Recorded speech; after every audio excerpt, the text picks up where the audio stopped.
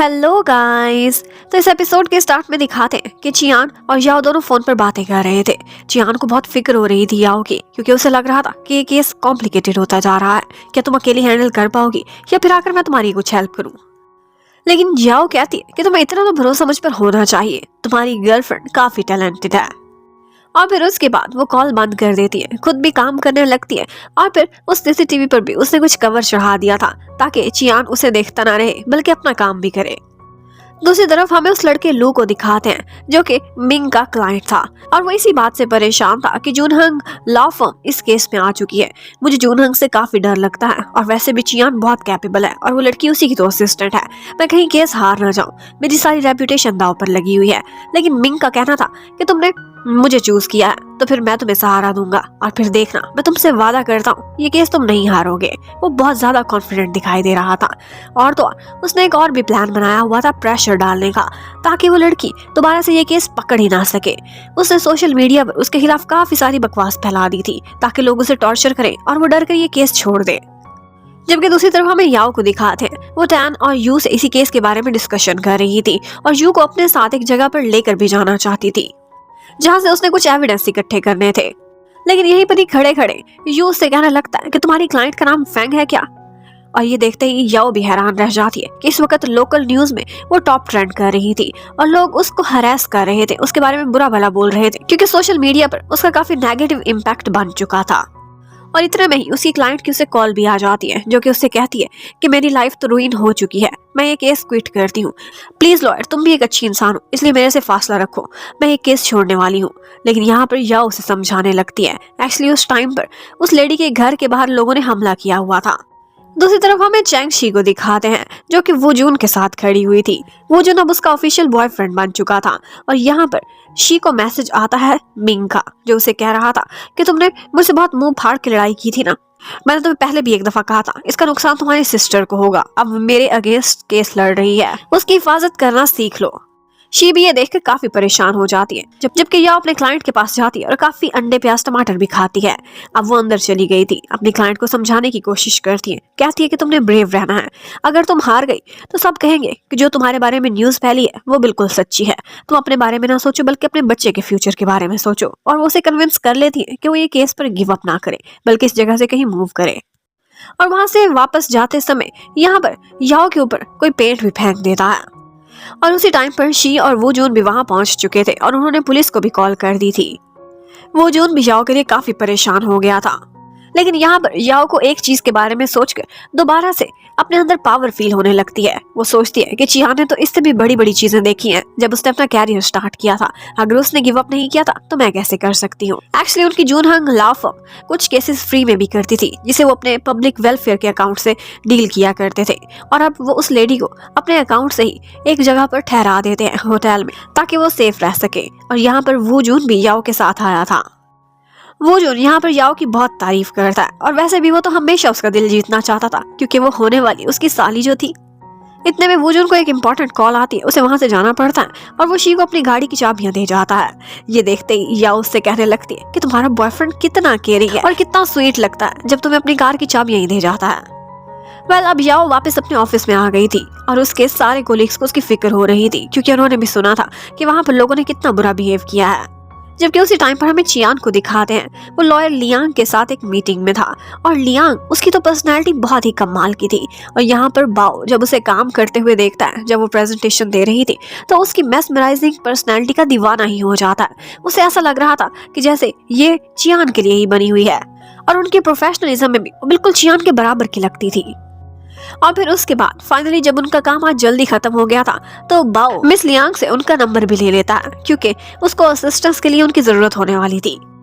Lawyer Liang काफी sweet type की इंसान लग रही थी और यहाँ पर वो उनसे कहती है कि आज हम जल्दी फ्री हो गए तो क्यों ना हम लोग रात को डिनर इकट्ठे करें। लेकिन इससे पहले कि चियान कोई भी जवाब देता, उसे मैसेज पर इमरजेंसी के बारे में पता चल जाता है जो भी याओ के साथ हुआ था।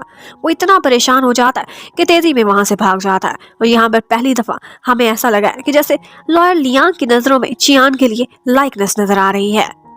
चियान तुरंत ही याओ को कॉल करता है और याओ बिल्कुल नॉर्मल दिखाई दे रही थी। चियान उससे कहता है कि अगर तुम कहती हो तो मैं अभी के अभी आ जाता हूँ, लेकिन वो उससे कहती है प्लीज अगर ऐसा करोगे तो मैं तुमसे नाराज हो जाऊंगी। मैं नहीं चाहती कि मेरी वजह से तुम्हारे काम पर कोई भी फर्क पड़े।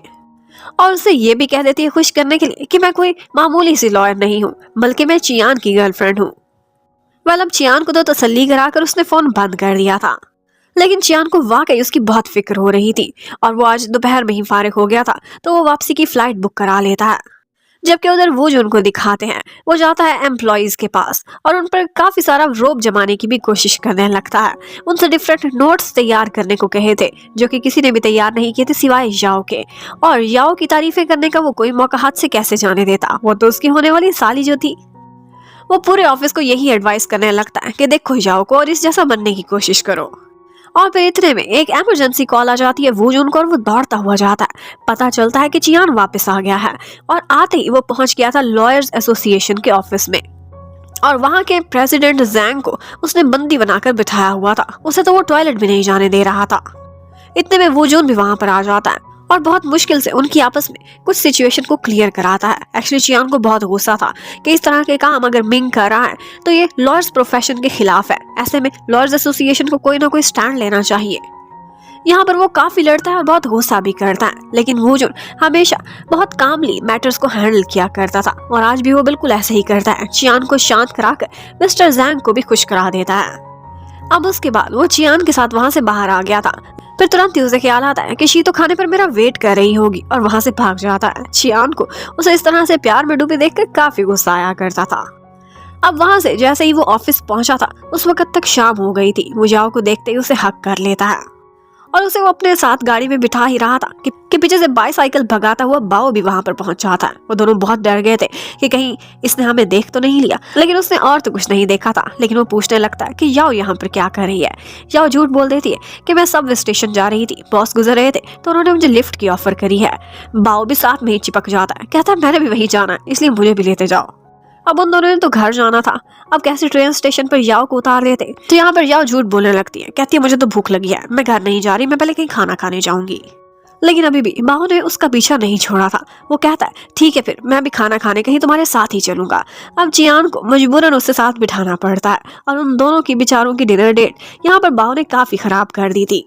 बाओ का तो ज्यादातर खाने पर ही ध्यान था, लेकिन यहाँ पर चियान और याओ ने एक दूसरे के हाथ पकड़े हुए थे। इतने में अचानक से एक दफा बाओ नीचे झुकता है और फिर ऊपर देखता है, लगता है कि दोनों पकड़े गए थे। लेकिन बाओ वहां पर पड़े चिकन की एक एक्स्ट्रा बाउल को देखकर काफी खुश हो गया था और उसने उनके हाथ पकड़े पर नोटिस भी नहीं किया था। इतने में जब यहाँ पर बैठे वो दोनों बातें कर रहे थे तो वहीं पर ही याओ को एक आइडिया आ जाता है अपने केस के बारे में और जैसे ही उसे वो हिंट क्लिक करता है वो तुरंत ही वहां से उठकर भाग जाती है। चियान को उसकी काफी फिक्र तो हो रही थी कि इसने खाना नहीं खाया, लेकिन वो खुश भी था कि मेरी होने वाली वाइफ तो मुझसे भी ज्यादा प्रोफेशनल है। अब लेट नाइट तक याओ घर पर काम करती रहती है और उसे भूल ही गया था कि चियान भी आया हुआ है और उसने उससे भी कुछ समय देना है। चियान बेचारा बाहर सोफे पर ही सो गया था। वो आती है, उसको कवर करती है, लेकिन वो जाग जाता है और उससे कहता है कि शुक्र है तुम्हें भी मेरा ख्याल आया। नेक्स्ट मॉर्निंग ही चियान की दोबारा से फ्लाइट थी, उसने दोबारा से दूसरे शहर जाना था। वो सिर्फ और सिर्फ याओ से मिलने के लिए आया था। तो यहाँ पर याओ उसके बैग को पैक देखती है तो उसमें कुछ और चीजें भी पैक कर देती है अपनी तरफ से। यहाँ पर उसने सप्लीमेंट्स भी रखे थे और ऊपर उसके लिए एक प्यार भरा मैसेज भी लिखा था। तो अब नेक्स्ट मॉर्निंग जैसे ही चियान मीटिंग के लिए पहुंचता है तो वो 5 मिनट लेट था और लॉयर लियांग वहाँ पर पहले ही पहुंच चुकी थी। इतने में वो अपनी फाइल खोलता, वहाँ पर वही सप्लीमेंट बाहर गिर जाते हैं जिसमें उसके लिए एक प्यार भरा मैसेज लिखा हुआ था। और भाव को लगता है कि बॉस ये मेरे लिए लेकर आए थे, मेरी कितनी केयर करते हैं। लेकिन यहाँ पर लियांग ने नोटिस कर लिया था कि चियान के फेस पर स्माइल आ जाती है जो कि प्यार वाली स्माइल लगती है।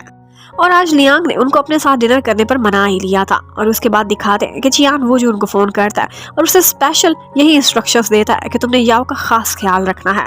और वो जो उनको यही लग रहा था कि ये इसलिए कह रहा है क्योंकि वो मेरे होने वाली साली है और मेरे शी के सामने नंबर बढ़ेंगे, मेरा दोस्त मेरी कितनी केयर करता है। इतने में पीछे से उसे लियांग की भी आवाज आ जाती है और वो जान जाता है कि ये दोनों आज इकट्ठे खाना खा रहे हैं।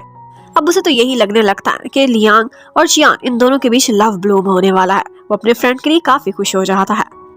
जबकि उधर नेक्स्ट डे याओ दोबारा केस के लिए पहुंची हुई थी और यहाँ पर एक दफा मिंग बाहर जाता है और याओ भी उसके पीछे पीछे बाहर निकल आती है। आज वो उससे बहुत प्यार से बात कर रही थी और उसे अपोलॉजीज भी करती है कि आपकी फीलिंग्स तो मेरे लिए बहुत सिंसियर है, आपने मुझे पहले भी समझाया था। अब उससे इतना मीठा बनने के पीछे याओ की कोई तो प्लानिंग होगी, वो क्या है ये तो हमें बाद में पता चलेगी। ये देखने के लिए stay connected. Thank you for watching, bye bye.